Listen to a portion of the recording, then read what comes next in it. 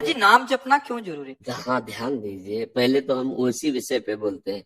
कर्म नहीं, कर्म योग। अगर आप पूरे शब्द का उच्चारण नहीं करेंगे तो अधूरा हो जाएगा। कर्म योग का वर्णन भगवान ने किया, केवल कर्म का वर्णन नहीं किया। वो पूरा चैप्टर कर्म योग, आगे पूरा चैप्टर भक्ति योग, प्रारंभ जो गीता का किया सांख्य ज्ञान, जो ज्ञान योग कहा जाता है।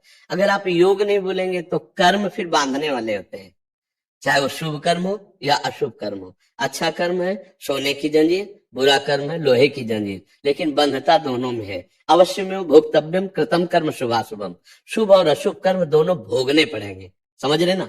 अब योग चाहिए जो मुझे कर्म बंधन से मुक्त कर दे, शुभ और अशुभ दोनों से। तो गीता जी बहुत थोड़ा पढ़ोगे तो समझ में नहीं आएगी, और आगे बढ़ो तो उसमें कहते हैं तेसाम सतत युक्ता नाम भजताम प्रीतिपूर्वकम ददामि बुद्धि योगम तम ये नमामुपयांति ते। जो मेरा सतत भजन करता है, नाम जप करता है, मेरा चिंतन करता है, मेरी सेवा करता, मन मना भव मद भक्तो माद्याजी माम नमस्कुरु, तो मैं योग प्रदान कर देता हूं। अब कर्म नहीं रह गया, अब कर्म योग बन गया। कर्म योग बन गया तो उसने विध्वंस कर दिया संचित कर्मों को।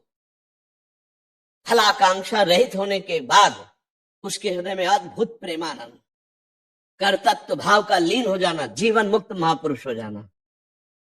बिना भगवान के नाम जप किए योग नहीं बन पाएगा। मामनिस्मर युद्ध च, गीता जी से मेरा स्मरण करते हुए कर्तव्य कर्म कर।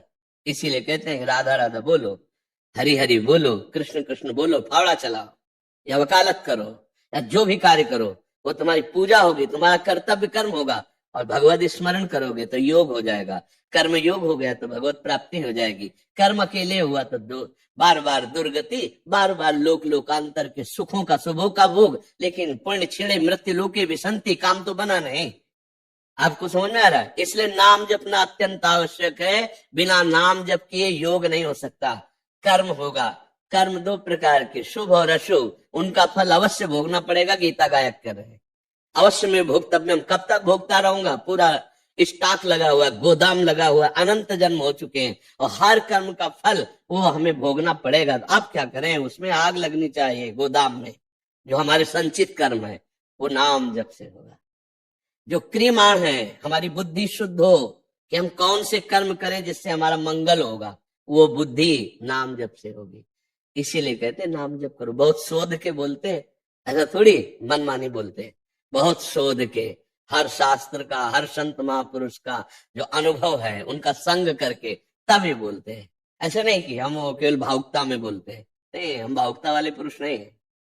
भगवान शंकर ज्ञान समुद्र है, बचपन से उन्हीं के गुरुवई में पले हैं, इसलिए बहुत शोध करके यहाँ कोई भी बात मिलेगी तो केवल कोई भावुकता की नहीं होगी कि अंधविश्वास